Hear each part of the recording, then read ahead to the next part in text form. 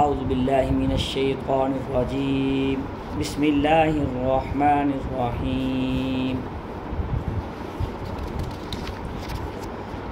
ان الذين كفروا سواء عليهم انذرتهم ام لم تنذرهم لا يؤمنون ختم الله على قلوبهم وعلى سمعهم وعلى أبصارهم غشاوة ولهم عذاب عظيم ومن الناس من يقول آمنا بالله وباليوم الآخر وما هم بمؤمنين يخادعون الله والذين آمنوا وما يخدعون إلا أنفسهم وما يشعرون صدق اللہ العظیم۔ ان الذین کفروا، بے شک وہ لوگ جنہوں نے کفر کیا، سواء علیہم، برابر ہے آپ ان کو ڈرائیں یا نہ ڈرائیں، وہ ایمان نہیں لے کے آئیں گے۔ ختم اللہ علی قلوبہم، مہر لگا دی اللہ تعالیٰ نے ان کے دلوں پہ اور ان کے کانوں پر اور ان کی آنکھوں پر پردہ ہے۔ وَلَهُمْ عَذَابٌ عَظِيمٌ، ان کے لیے دردناک عذاب ہے۔ وَمِنَ النَّاسِ مَن يَقُولُ آمَنَّا بِاللَّهِ، اور لوگوں میں سے بعض وہ ہیں جو کہتے ہیں کہ ہم اللہ پہ ایمان لائے اور آخرت کے دن پر ایمان لائے۔ وَمَا هُم بِمُؤْمِنِينَ، حالانکہ وہ ایمان نہیں لانے والے، مومن نہیں ہیں۔ يُخَادِعُونَ اللَّهَ وَالَّذِينَ آمَنُوا، دھوکہ دیتے ہیں، وہ دھوکہ دینے کی کوشش کرتے ہیں اللہ کو اور ان لوگوں کو جو ایمان لائے۔ وَمَا يَخْدَعُونَ، نہیں دھوکہ دیتے وہ إِلَّا أَنفُسَهُمْ، مگر اپنے آپ کو۔ وما یشعرون، اس کا وہ علم نہیں رکھتے۔ قرآن پاک میں دو گروہوں کا ذکر پہلے چل رہا ہے۔ ایک گروہ کا پہلے چلا ہے، ہوا ہے شروع میں الف لام میم ذالک الکتاب لا ریب فیہ، تو پہلی آیات میں مومنین کا ذکر کیا ہے۔ یہاں سے جن لوگوں نے کفر کیا ان لوگوں کا ذکر فرما رہے ہیں۔ کفر بھی وہ نہیں کہ ویسے انکار کر دیا، حق اور سچ سامنے واضح ہونے کے بعد پھر انکار کیا، اس سے مراد وہ کافر ہیں۔ آگے جو رکوع شروع ہوگا اس سے پھر منافقین کی جو ہے وہ علامات اور ان کے کام شروع ہو جائیں گے، وہ کیا کرتے تھے۔ ان الذین کفروا سواء علیہم انذرتہم ام لم تنذرہم لا یؤمنون۔ ایک ہوتا ہے یہاں پہ اللہ پاک فرما رہے ہیں کہ آپ برابر ہے ان کو ڈرائیں یا نہ ڈرائیں، یہ ایمان نہیں لائیں گے۔ ایک ہوتا ہے ڈرانا، ایک ہوتا ہے ڈر سنانا۔ ڈرانا ہوتا ہے کسی چیز سے ڈرا دینا، جیسے بچے کو ڈرا دیتے ہیں۔ انبیاء کرام کا جو ڈرانا ہوتا تھا نا، وہ ڈر سناتے تھے، بتلاتے تھے کہ اللہ کے یہ احکام ہیں، اللہ کے یہ انذار کہتے ہیں ڈرانے کو۔ یہ شفقتاً اور محبتاً ہوتا ہے۔ جیسے ہم اپنے بچے کو چھوٹی چھوٹی چیزوں سے، سانپ سے، بچھو سے، غلط جگہ جانے سے ڈراتے ہیں، تو وہ ہمارا ڈرانا شفقت اور محبت میں ہوتا ہے کہ ہمارے بچے کو نقصان نہ ہو۔ ہر ایسی جگہ سے ہم ڈراتے ہیں، اس کو بچانے کی کوشش کرتے ہیں کہ یہ یہاں سے بچ جائے، اس کو نقصان نہ ہو۔ تو انبیاء کا جو ڈرانا ہوتا تھا جہنم سے اور اللہ تعالیٰ کی محبت میں اور اپنی امت کی فکر میں جو ڈرانا ہوتا تھا، تاکہ یہ اگلا جو ان کا دنیا بھی ان کی صحیح بن جائے اور آخرت بھی ان کی صحیح بن جائے۔ تو انبیاء کا ڈرانا جو ہوتا تھا تو وہ انذار، محبت اور شفقت میں ہوتا ہے، وہ کوئی ذاتی ڈرانا نہیں ہوتا۔ اور اللہ تعالیٰ کی ذات ایسی محبت اور شفقت والی ہے، وہ تو ڈرنے کی چیز ہی نہیں، محبتوں کی چیز ہے، وہ ذات ہی ایسی ہے۔ اگر انسان اللہ تعالیٰ کی محبتیں دیکھے تو انسان کو سر سے پاؤں تک ہر منٹ ہزاروں محبتیں نظر آئیں گی، کہ میں جتنے مرضی انسان گناہ کر لے پھر بھی دیکھ لیں اللہ تعالیٰ کی محبتیں وہی ہیں، وہی شفقتیں ہیں۔ کبھی تانا نہیں دیا، کبھی اللہ پاک نے انسان کو یہ نہیں کہا کہ اتنی عمر ہوگی اب تو آ گیا ہمارے پاس، نہیں، کبھی نہیں۔ کافروں کو بھی کھلا رہا ہے، مسلمانوں کو بھی کھلا رہا ہے، وہ پوری کائنات کا بادشاہ ہے، ہر چیز کو اس نے انسان کے لیے تابع اور فرما بردار کر کے انسان کے کام میں لگایا ہوا۔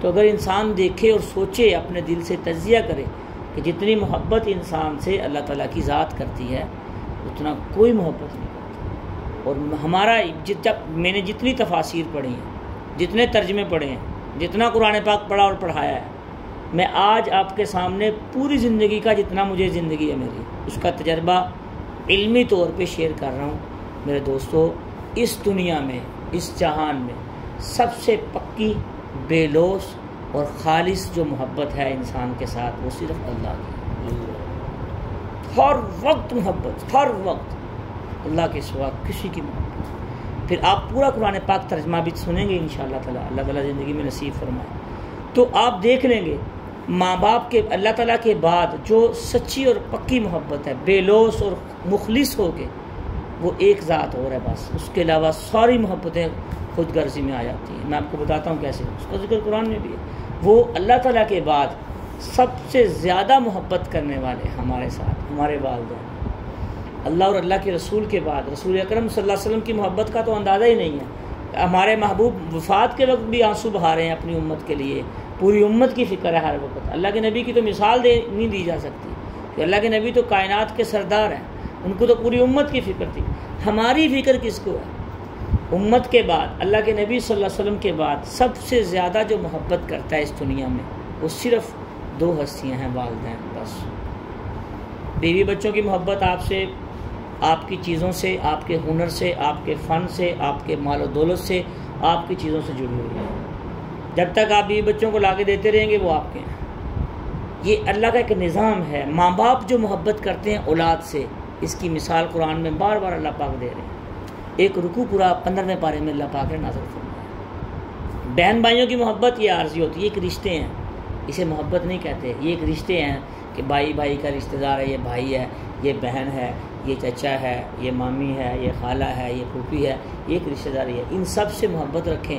اگر تو ہماری محبت ان سب سے اللہ تعالیٰ کے لیے ہے تو یہ دائمی ہو جاتی ہے، اس میں محبتیں دائمی ہو جاتی ہیں، ثواب کا باعث بن جاتی ہیں۔ لیکن یہ ذہن میں رکھنا کہ ان سے مجھے کوئی فائدہ ہوگا، تو قرآن کہتا ہے یوم یفر المرء من اخیہ وامہ وابیہ وصاحبتہ وبنیہ لکل امرئ منہم یومئذ شأن یغنیہ۔ عبس وتولی، یہ سورت پڑھ لیں آپ، 30واں سپارہ ہے، آپ کو سامنے آ جائے گا۔ اللہ پاک فرمانے کوئی بھائی بھائی کا نہیں ہے، کوئی بہن بہن کی نہیں ہوگی، کوئی بچے اولاد ماں باپ بہن بھائی، آخرت میں صرف انسان کے اعمال کا عمل۔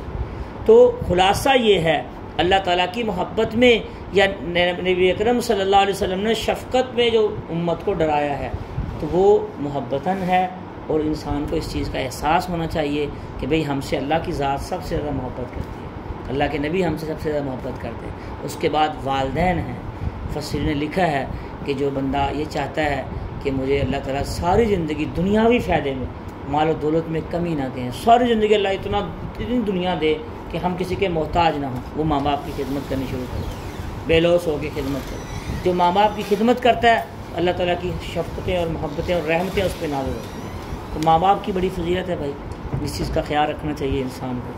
تو ختم اللہ علی قلوبہم، یہ وہ لوگ ہیں جن لوگوں نے حق اور سچ کو دیکھا، معجزے دیکھے۔ اللہ کے نبی صلی اللہ علیہ وسلم کتنے معجزے ہیں۔ بعد ایک دفعہ کافر اکٹھے ہوئے، یا رسول اللہ تو وہ نہیں کہتے تھے، وہ یا محمد یہ چاند کے 2 ٹکڑے کر دیں تو ہم ایمان لے آئیں گے، کر دیا کہ ھذا ساحر مجنون، یہ تو ایک جادوگر ہے، ایسے کہہ کے اٹھ گئے۔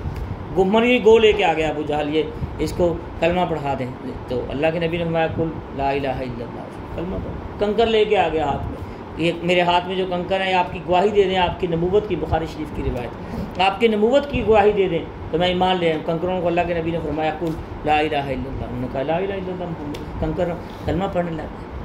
تو ایک نہیں، ہاتھ سے چشمے جاری ہو گئے، ہزاروں معجزے دیکھ کے، حق کو دیکھ کے، سچ کو دیکھ کے، لیکن ایمان نہیں لے کے آئے، ٹکرا دیا۔ تو اس سے مراد وہ کافر ہیں جنہوں نے حق اور سچ کو واضح ہونے کے بعد پھر ٹکرایا۔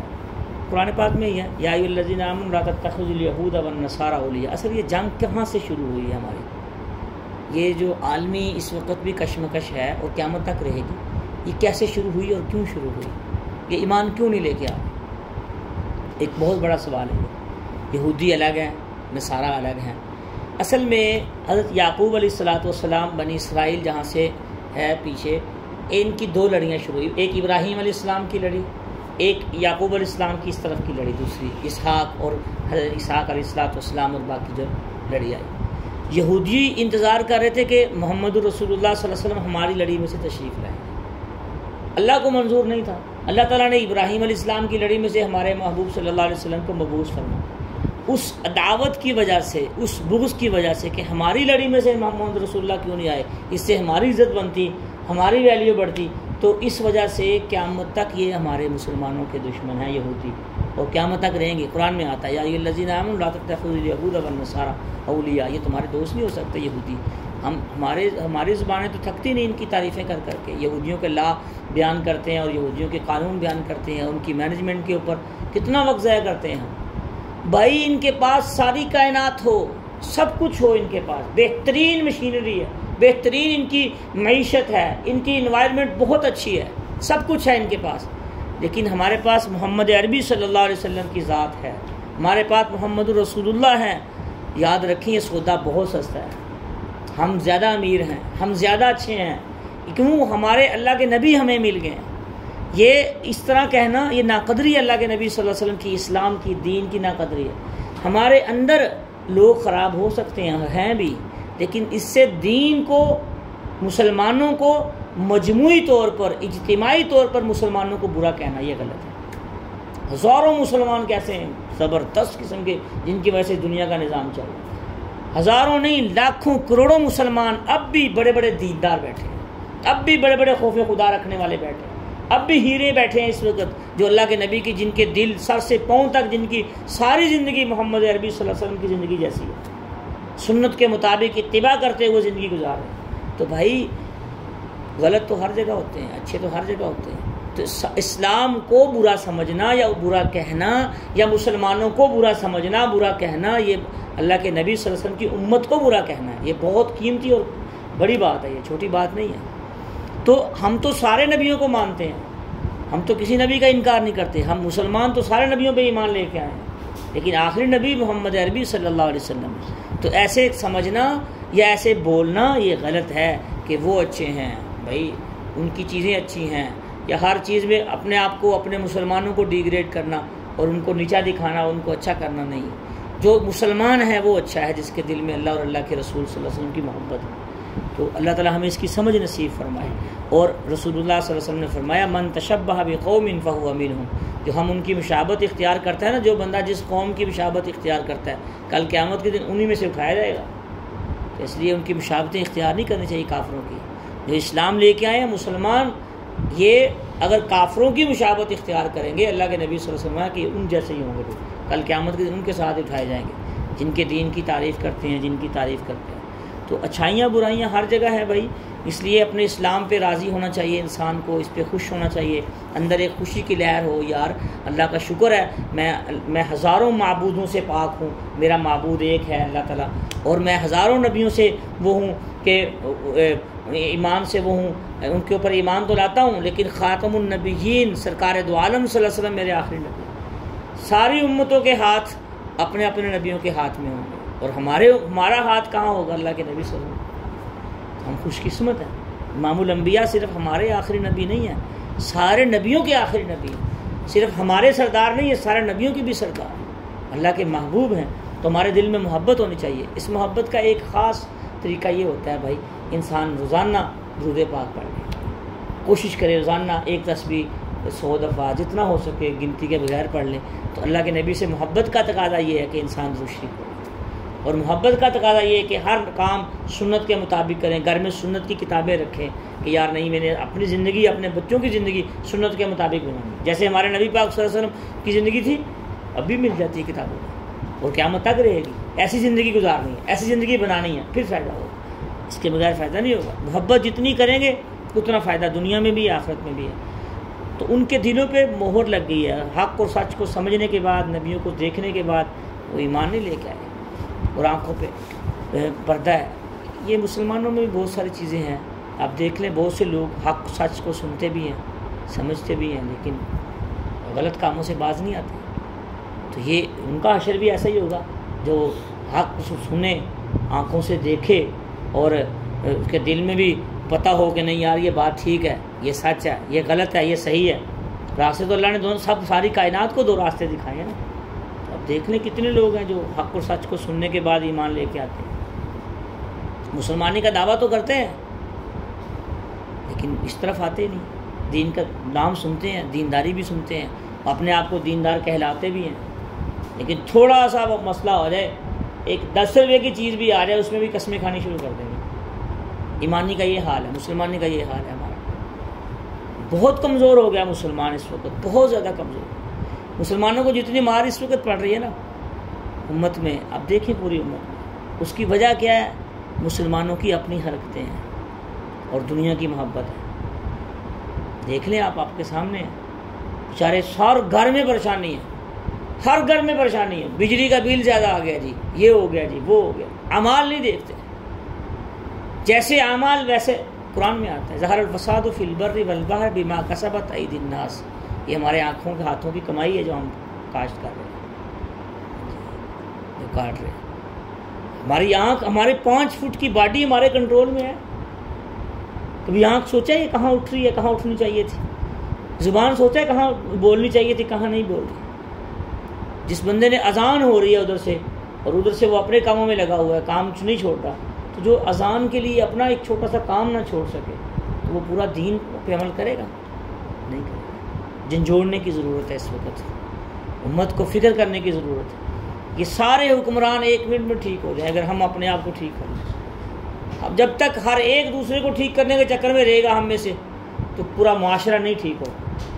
ہم میں سے ہر ایک اپنے آپ کو ٹھیک کر لے گا، اپنی زبان ٹھیک کر لے، اپنی آنکھ ٹھیک کر لے، اپنا لین دین ٹھیک کر لے، اپنی معاشرت ٹھیک کر لے، سارے ٹھیک ہو جائے۔ تو دوستو، نفس انسان کے ساتھ ہے، موت تک ساتھ رہے گا، شیطان بھی انسان کے ساتھ ہے۔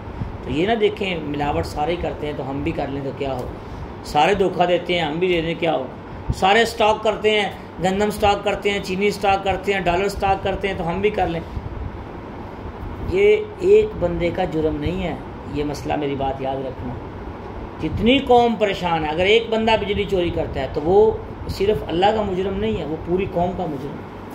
ایک بندہ ایک گندم سٹاک کر رہا ہے اور جتنے غریب مر رہے ہیں، خودکشیاں کر رہے ہیں، سب کا مجرم ہے۔ کل قیامت کے دن جب عدالت لگے گی پتہ چل جائے گا کہ جس کی وجہ سے گندم مہنگی ہوئی، ایک 2 ٹائم کی روٹی مہنگی ہوئی، جس کی وجہ سے ایک کھانے پینے کی ضرورت کی اشیاء مہنگی ہوئی، جو تاجر اس کے اندر شامل ہے وہ جرم میں برابر کا شریک ہے۔ وہ سسکیوں میں اور آہوں میں اور جو بلبلیوں میں جو رو رہے ہیں بیچارے لوگ، آنسو میں ڈوبے ہوئے ہیں جو لوگ، جن کو صبح کو بھی شام کو بھی معیشت کی فکر پڑی ہوئی ہے، وہ یہ سارے تاجر ان کے اندر برابر کے جرم میں شریک ہیں۔ دنیا کی 4 دن کی زندگی ہے، جب آنکھ بند ہوگی قبر میں پتہ چل جائے گا کہ ہم برابر کے شریک ہیں کہ نہیں۔ جتنی دنیا اس وقت کا سب سے بڑا جرم جو اس وقت دور میں چل رہا ہے وہ یہ سٹاک ہے۔ کوئی چاول سٹاک کر کے بیٹھا ہے، کوئی گندم سٹاک کر کے بیٹھا ہے، کوئی جناب آٹا سٹاک کر کے بیٹھا ہے، غریب بیچارہ بلبلا رہا ہے، بچوں کے لیے فکر میں ہے، پھر وہ چوریاں کرتے ہیں، ڈاکے ڈالتے ہیں، معاشرت میں کتنی خرابیاں لازم آ رہی ہیں۔ یہ ان مین بڑے تاجروں کی وجہ سے یہ سارا کام ہو رہا ہے۔ تو بھائیو، اگر آپ میں سے کوئی تجارت کے شعبے سے وابستہ ہے تو خدا کے لیے اس سے توبہ کر لیں، آج سے نیت کر لیں، بڑی بڑی انویسٹمنٹ نے چھوڑ دیں، جو نصیب میں کھانا تو وہی ہے۔ اگر بچے قبر پہ چلے گئے تو مجھے بتا دینا، بچے تو ماں باپ کی قبر تک بھول جاتے ہیں، شروع میں 2-4 دن جاتے ہیں، ٹائم ہی نہیں ملتا کسی کو جانے کا۔ تو اعمال ساتھ جانے ہیں ہماری فکر ساتھ جانی۔ درس کا مقصد بھی یہی ہے کہ ہمارے اندر کچھ چینجنگ آئے، ہمارے اندر ایک فکر پیدا ہو کہ نہیں یار، میری آواز جہاں تک جاتی ہے تو میری آواز وہاں تک تو پہنچے، میرا عمل جہاں تک جاتا ہے۔ اگر بھی آپ کے جاننے والے ہیں لیکن وہ بڑے بڑے انویسٹمنٹ کر کے پوری امت کو پریشان کیا ہوگا، ان کو روکیں، ان کو سمجھائیں کہ اس وقت موجودہ دور میں سب سے بڑا جرم یہ ہے۔ اللہ تعالیٰ ہمیں سمجھ نصیب فرمائے۔ آنکھوں پہ پردہ بندھا ہوا، پٹیاں بندھی ہوئی ہیں، سمجھ نہیں آ رہی، بس میری زندگی سکھی ہونی چاہیے، باقی مر جائیں، سارے مر جائیں۔ ایسے ہو رہا ہے آج کل، ہو رہا ہے کہ نہیں ہو رہا؟ ساری دنیا بیچاری پریشان بیٹھی ہے، بالخصوص یہ غریب ممالک جتنے بھی ہیں کتنے پریشان بیٹھے ہیں۔ بھائی، ہمیں جس طرح نماز روزے میں، دعوت و تبلیغ میں، دین کے کاموں میں دوسروں کی فکر کرنی ہے، اسی طرح دنیا کے کاموں میں بھی دوسروں کی فکر کرنی ہے، پھر ہم کامل مومن بنیں گے۔ اگر ہمیں دنیا کے کاموں میں کسی کی فکر نہیں ہے، ہماری ہانڈی روٹی ٹھیک چل رہی ہے لیکن کسی اور کی فکر نہیں ہے، کسی کے بارے میں دعا تک نہیں ہم نے کبھی کی، یا اللہ جو غریب بیچارے مر رہے ہیں بھوکے، یا اللہ ان کی مدد فرما، دعا تک بھی نہیں کی، تو ہم اس میں جرم میں شریک ہو جائیں گے۔ تو کم سے کم دعا تو کر سکتا ہے نا انسان، اچھے بول تو بول سکتا ہے کہ نہیں؟ تو ہمارا علماء کا حصہ یہی ہے، ہم حصہ یہی ڈال سکتے ہیں، ہم اپنے جتنا ہو سکے فکر کے ساتھ اور اس کے ساتھ ہم اپنی آواز بلند کر کے دوسروں تک اپنی بات پہنچا سکتے ہیں کہ بھئی ایسے نہیں، ایسے کر لیں ہم. توفیق اللہ تعالیٰ کی طرف سے ہوتی ہے، جس کو اللہ پاک توفیق دے دے. وَلَهُمْ عَذَابٌ عَظِيمٌ، اللہ پاک فرما رہے ہیں کہ ان کے لیے دردناک عذاب ہوگا. تو اس کا تعلق صرف یہی نہیں کہ دنیا میں ہی آخرت سے جو انکار کرے گا یا نیکیوں سے جو انکار کرے گا یا نیک کاموں سے جو انکار کرے گا، نیکی نہیں کرے گا، جو دنیا میں معاشرت میں لوگوں کے ساتھ اچھا سلوک نہیں کرے گا تو وہ بھی اس میں جرم میں شریک ہوں گے برابر کے. اللہ تعالیٰ ہم سب کی حفاظت فرمائے. وَمِنَ النَّاسِ مَن يَقُولُ آمَنَّا بِاللَّهِ، لوگوں میں سے بعض وہ ہیں، یہاں سے منافقین کا ذکر ہو رہا ہے کہ کہتے ہیں ہم تو مومن ہیں، بالیوم الآخر، آخرت پہ بھی ایمان رکھتے ہیں، حالانکہ وہ مومن نہیں ہیں. اس میں صرف منافقین تو نہیں آتے، اس میں تو مسلمان بھی بہت سارے ایسے آتے ہیں جو حج بھی کراتے ہیں اور روزے بھی رکھتے ہیں، نمازیں بھی پڑھتے ہیں، لیکن چار پیسے آ جائیں تو نہ بہن کا پتہ ہے، نہ بھائی کا پتہ ہے، نہ عزیز و اقارب کا پتہ ہے، نہ لہجہ ٹھیک ہے، نہ لین دین ٹھیک ہے، نہ بات چیت ٹھیک ہے. تو اپنی ہر بات میں، ہر کام میں، یا اس میں ہر وہ بندہ آتا ہے جو بندہ صرف دعویٰ کرتا ہے، عملی زندگی جس کے اندر نہیں ہے، جس کے اندر عملی زندگی نہیں ہے. وہ عمل کے اعتبار سے، زبان کے اعتبار سے، آنکھ کے اعتبار سے، کردار کے اعتبار سے اگر وہ غلط کر رہا ہے تو وہ دعوے کا مسلمان ہے، نام کا مسلمان ہے، وہ حقیقت کا مسلمان ہے. اللہ تعالیٰ ہمیں کامل مومن بنائے. منافقوں کی یہ شروع سے عادت رہی ہے کہ وہ یہ کہتے ہیں، ادھر سے مسلمانوں کو آگے کہتے تھے ہم تو مسلمان ہیں تمہارے ساتھ، چھوڑو یار، کمپرومائز کر لو، ہمارے ساتھ کمپرومائز کر لو.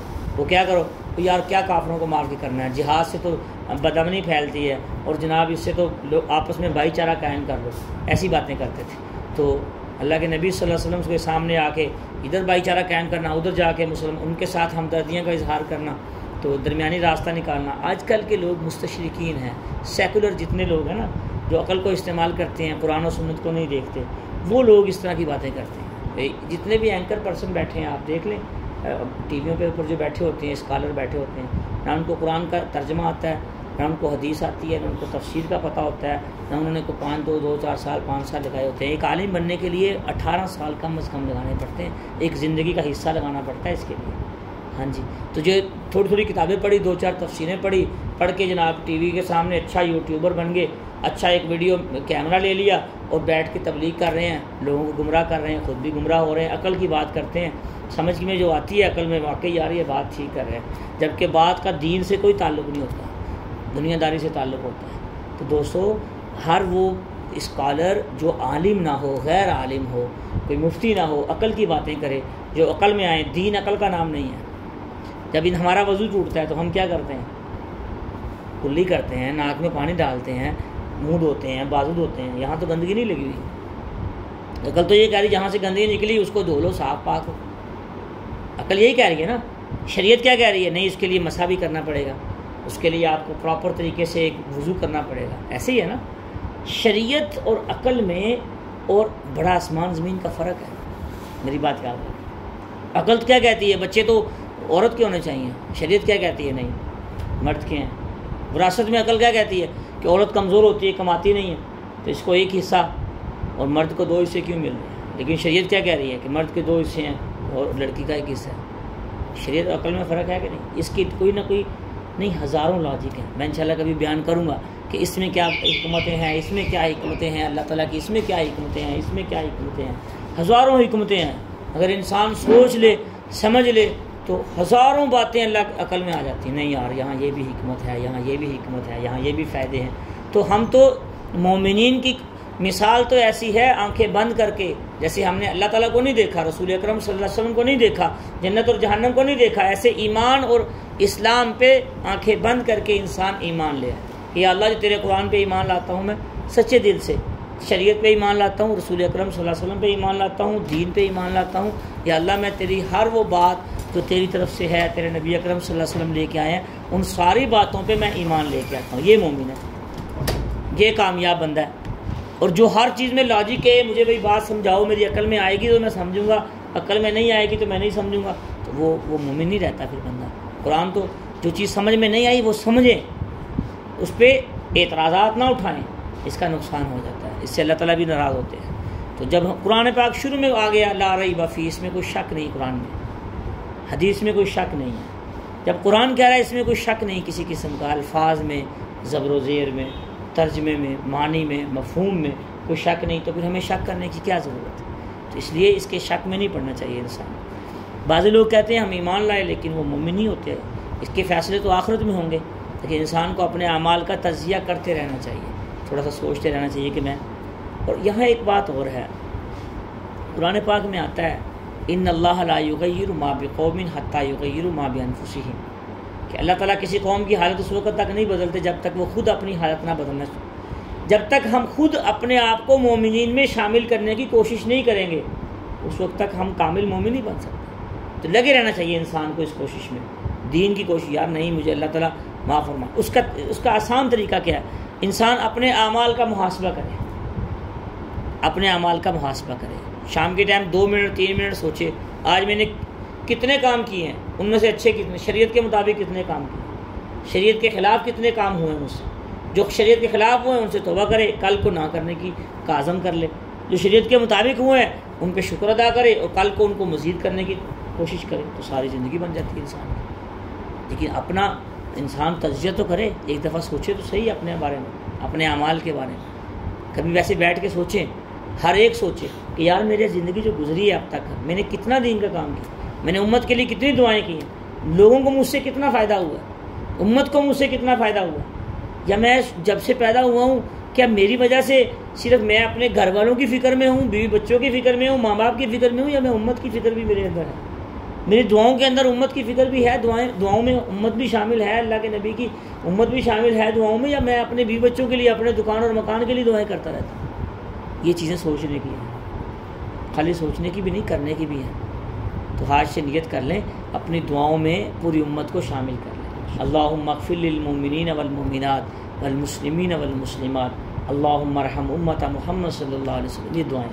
اگر یہ عربی نہیں آتی تو کوئی بات نہیں، یہ کہہ دیں یا اللہ اپنے پیارے نبی پاک صلی اللہ علیہ وسلم کی ساری امت کے حال پہ رحم فرما، ساری امت کے مسلمانوں کی مغفرت فرما۔ جب انسان ایسی دعائیں کرتا ہے تو انسان اللہ کا محبوب بندہ بن جاتا ہے، کیونکہ نبی اسی طرح تو محبوب بنے، نبیوں نے یہی تو دعائیں کی، امت کی تو فکر تھی نبیوں کے اندر۔ تو بھائیو دوستو بزرگو، جیسے دین میں ساری امت کی فکر کرنا دعاؤں میں ضروری ہے، ایسے دنیا داری میں بھی فکر کرنی چاہیے انسان کو، بالخصوص اپنے خاندان کی فکر کرنی چاہیے، آہستہ آہستہ ساری امت کی دیکھے جہاں تک کوشش ہو سکتی ہے انسان۔ شریعت اتنا مکلف تو ہے نہیں کہ ہم پوری دنیا میں جا کے کریں، دعا تو پوری دنیا کے لیے کر سکتے ہیں نا، اپنے آپ کو تو، اپنے الفاظ کو تو پوری دنیا کے لیے وسیع کر سکتے ہیں نا، اپنی فکر کو تو وسیع کر سکتے ہیں کہ نہیں کر سکتے؟ اس سے فائدہ ہوگا۔ تھوڑا وقت گزرے گا تو آپ دیکھیں گے چند دنوں میں سارے حالات بہتر ہونے شروع ہو جائیں گے انشاءاللہ۔ یخادعون اللہ، یہ دھوکہ دینے کی کوشش کرتے ہیں اللہ کو اور ان لوگوں کو جو مومن ہیں، یہ نہیں دھوکہ دیتا انسان، اپنے نفس کو ہی دھوکہ، جس نے جو کرنی جیسی کرنی ویسی برنی، نہیں مانتے تو کر کے دیکھ، جنت بھی ہے جہنم بھی ہے، نہیں مانتے تو مر کے دیکھ۔ تو انسان کوئی بھی غلط کام کرتا ہے وہ سمجھتا ہے میں آنکھوں میں پردہ ڈال دیا، میں نے سب میں نے کر لیا، کسی کو پتہ ہی نہیں چلا۔ قرآن کیا کہتا ہے؟ ما یلفظ من قول الا لدیہ رقیب عتید، کوئی بات منہ سے نکالتا ہے اسی وقت فرشتے اس کو لے کے لکھ لیتے ہیں، کرامن کاتبین یعلمون ما تفعلون۔ دوسری جگہ اللہ پاک فرماتے ہیں کہ تم جو کرتے ہو وہ کرامن کاتبین لکھ لیتے ہیں۔ اس کا ایمان ہونا چاہیے، اس کی سمجھ ہونی چاہیے، اس کی فکر ہونی چاہیے کہ بھائی ہم نے جو کرنا ہے فرشتے لکھ لیں گے۔ جب خوف خدا پیدا ہو جاتا ہے، اللہ تعالیٰ کی طرف دھیان پیدا ہو جاتا ہے، زندگی ٹھیک ہو جاتی ہے ساری۔ اللہ تعالیٰ ہمیں ایک فکر نصیب فرمائے، پورے عالم کی فکر نصیب فرمائے، اور قرآن پاک کو سن کے، ترجمے تفسیر کو سمجھ کے اس پہ عمل کرنے کی توفیق عطا فرمائے۔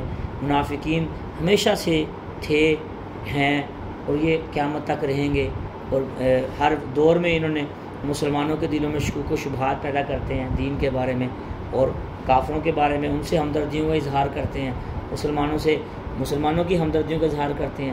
تو نہ یہ ادھر کے ہیں نہ ادھر کے ہیں، یہ منافقین ہیں۔ ان کے بارے میں قرآن میں آتا ہے ان المنافقین فی الدرک الاسفل من النار ولن تجد لهم نصیرا، سب سے نچلے درجے میں یہ منافقین ہوں گے کل قیامت کے دن، آخرت میں جا کر، یعنی سب سے دردناک عذاب جو ہے وہ منافقین کو ہوگا۔ یہاں پہ 2-3 باتیں آخری سمجھ لیں۔ ایک چغل خوری ہوتی ہے، منافق اور چغل خور میں کیا فرق ہے؟ چغل خوری کسے کہتے ہیں؟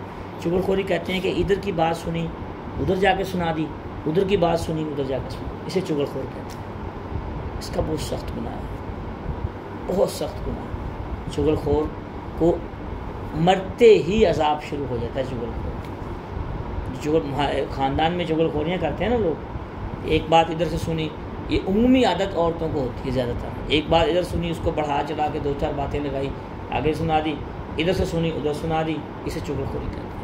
اور غیبت سے بچنا چاہیے. الغیبت اشد من الزنا ان یأکل لحم اخیہ میتا فکرہتموہ. اللہ پاک فرما رہے ہیں کہ تم میں سے کوئی پسند کرے گا اپنے مردار بھائی کا گوشت کھانا؟ تو چغلی جس نے، غیبت جس نے کی، وہ ایسے جیسے اس نے اپنے مردار بھائی کا گوشت. تو ہماری جو محفلیں گرماتے ہیں ہم، کبھی کسی کا ٹاپک شروع کر لیتے ہیں، کبھی کسی کا موضوع شروع کر لیتے ہیں، کبھی کسی مسلمان کا ایسا عیب بیان کرنا کہ اگر وہ عیب اس کے سامنے بیان کیا جائے تو اس کو برا لگے، ایسی برائی کرنا. لیکن یہاں ایک بات اور سمجھ لیں، بعض مسلمان مثال کے طور پر ایک بندہ دودھ بیچتا ہے، ملاوٹ کرتا ہے، ایک بندہ کوئی سامان بیچتا ہے، ناپ تول میں کمی کرتا ہے. اب آپ اس کی ملاوٹ، اس کا دھوکہ اور اس کا فراڈ لوگوں کو بتاتے ہیں، یہ غیبت نہیں ہے، یہ آپ لوگوں کو نقصان سے بچا رہے ہیں. غیبت میں اور اس بات میں بڑا آسمان زمین کا فرق ہے. میری بات سمجھ پائیں ویسے کہ ایک بندہ علل اعلان فراڈیاں لگاتا ہے، دھوکے کرتا ہے، لوگوں کے پلاٹ لے کے بیچتا ہے جبکہ پلاٹ ہوتے نہیں، پیسوں کے وہ کرتا ہے، لین دین میں بہت زیادہ کمزور ہے، فراڈیاں لگاتا ہے، دھوکے کرتا ہے، یا ناپ تول میں کمزور ہے، یا دکان پہ نقلی سودے بیچتا ہے، لا کے 2 نمبری کرتا ہے ہر کام میں. تو اگر آپ کہتے ہیں یار اس دکان پہ نہ جانا، وہ 2 نمبر سودے بیچتا ہے، 2 نمبر کام کرتا ہے، وہ ناپ تول میں کمی کرتا ہے، یہ آپ غیبت نہیں کر رہے، یہ آپ لوگوں کو نقصان سے بچا رہے ہیں. بات سمجھ آ گئی؟ غیبت کسے کہتے ہیں؟ غیبت وہ کہتے ہیں، نمیمہ اسے کہتے ہیں عربی میں. غیبت وہ کہتے ہیں کہ انسان کی ذات سے متعلق، یہ آپ اس کے کام سے متعلق بتا رہے ہیں، بڑا باریک سا فرق ہے. انسان کی ذات سے متعلق، یار وہ اندر اے چیزاں نے، ایک ہے اس کا کام جو غلط ہے وہ بتا رہے ہیں، ایک ہے اس کی ذات میں لگے رہے ہیں، اس کو کھریدتے رہے. تو یہ چھوٹا سا فرق ہے، یہ بھی سمجھنا ہونا چاہیے انسان کو. تو غیبت غلط ہے. الغیبت اشد من الزنا. اللہ کے نبی صلی اللہ علیہ وسلم نے فرمایا یہ زنا سے بھی زیادہ سخت ہے. اللہ تعالیٰ ہم سب کی حفاظت فرمائے اور تمام اچھے کاموں کو جو کچھ کہا سنا ہے اس پہ عمل کی توفیق عطا فرمائے، اور جو برے کام ہیں اللہ تعالیٰ ہم سب کو اس سے بچنے کی توفیق عطا فرمائے.